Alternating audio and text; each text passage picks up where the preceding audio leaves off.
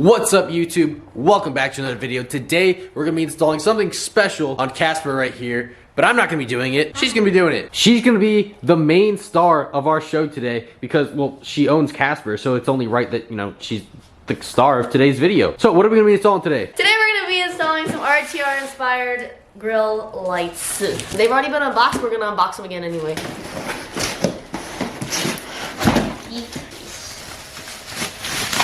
So these are RTR inspired grill lights, not from RTR because those are hard to find. I don't think they make them, or at least we couldn't find them. So these are eBay. Got them off eBay. They don't come with any instructions, so I don't think they're gonna be too difficult to install. They just need some power and a ground, and that'll be it. But like I said, they don't come with any instructions, so that's the point of this video, so that you guys can see how exactly we install them. I guess the first step though is to definitely pop the hood.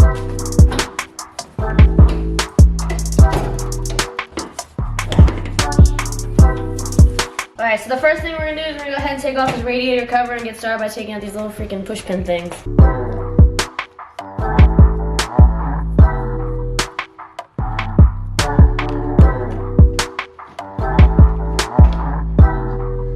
Alright, next thing we're going to do is we're going to go ahead and try to remove these two brackets. The goal is to try to change out the grill without removing the entire bumper off the car. We're hoping that removing these two brackets is going to give us enough space to work, hook up the wires, and make it nice and pretty.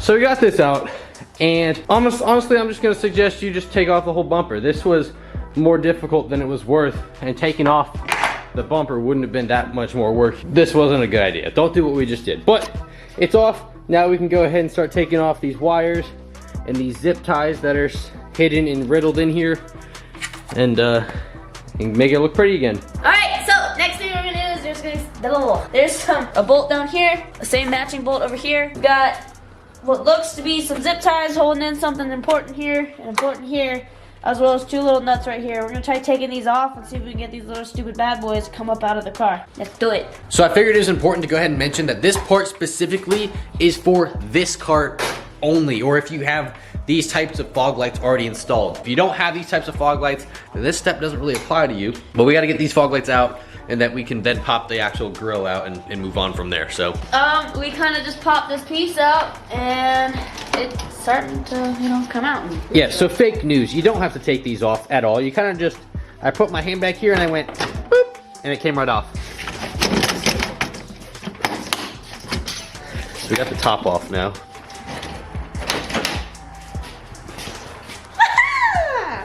It's off.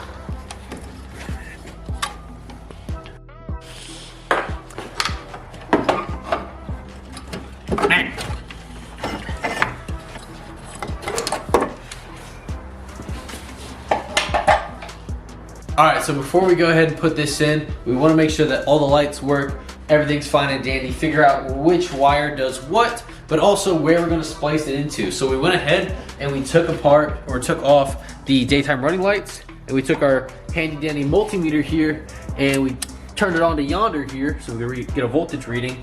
And then we took this handy dandy paper clip and we stuck it in around here until we got a voltage when it was 0, when the lights were off, and then we hit the key, unlocked the car, and got voltage 12 volts with where the daytime running lights should have been. And we figured out that the purple light here is our switch 12 volts, and our black one here is our negative. So we're gonna use that as our positive and negative.